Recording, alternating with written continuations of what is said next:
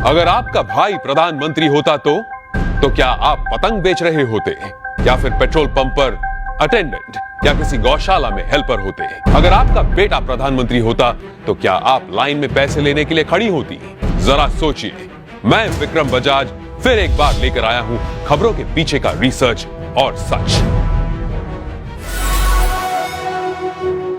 इस देश में परिवार में एक बंदा पॉलिटिक्स में जाए तो परिवार में दूर दूर तक सारे के सारे पैसों के ढेर में खिलते हैं।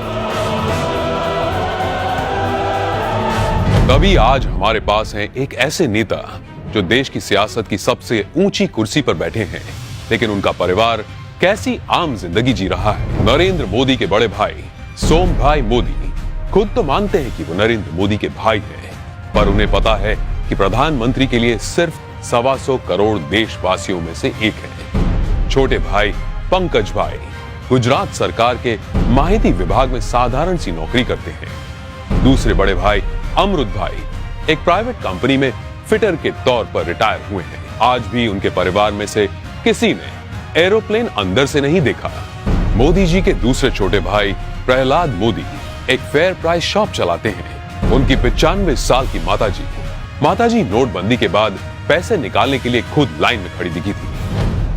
अब जब हम छोटे थे तो हमारा गुजारा करने के लिए वे अड़ोस पड़ोस के घरों में बर्तन साफ करना, पानी भरना, मजदूरी करना। आप कल्पना कर सकते हैं कि एक मां ने कितना कष्ट उठाया होगा। नरेंद्र मोदी के चचेरे भाई अशोक भाई 8 बाय 4 फीट के किराए की दुकान में पतंग पटाखे और नाश्ते बेचते हैं। बड़े चचेरे भाई भरत भाई एक पेट्रोल पंप पर अटेंडेंट हैं और उनकी पत्नी रमीला बहन वडनगर के अपने छोटे से घर में ही खाने का सामान बेचती है। मेरे देशवासियों, मैंने घर, परिवार, सब कुछ देश के लिए छोड़ा है। तीसरे चचेरे भाई चंद्रकांत एक गौशाला में बतौर हेल्पर काम करते हैं। चौथे चचेरे भाई अरविंद भाई एक स्क्रैप डीलर हैं, जबकि पांचवें चचेरे भाई भोगीलाल ग्रोसरी शॉप चलाते हैं। चाचा कांतीलाल और जयंतीलाल रिटायर्ड टीचर्स हैं। जयंतीलाल की बेटी लीना की शादी एक बस कंडक्टर से हुई है। मतलब कि देश के प्रधानमंत्री का जीजा एक बस कंडक्टर है। अरे हम तो फकीर आदमी हैं, झोला लेके चल पड़ेंगे जी। परिवार को मोदी जी पर बड़ा गर्व महसूस होता है, लेकिन उन्होंने इस बात का कभी गलत इस्तेमाल नहीं किया।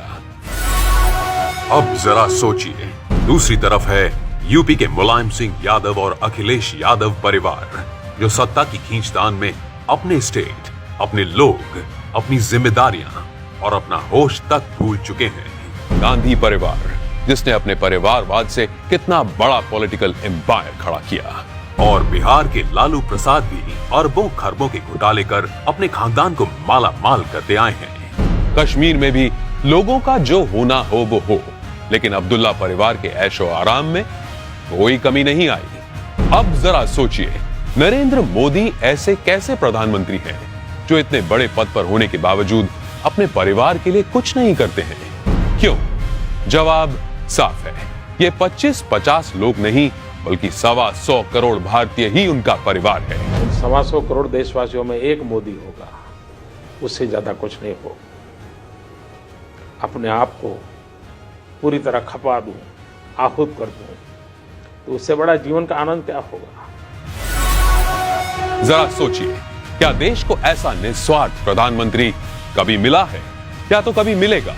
ये जरा सोचिए।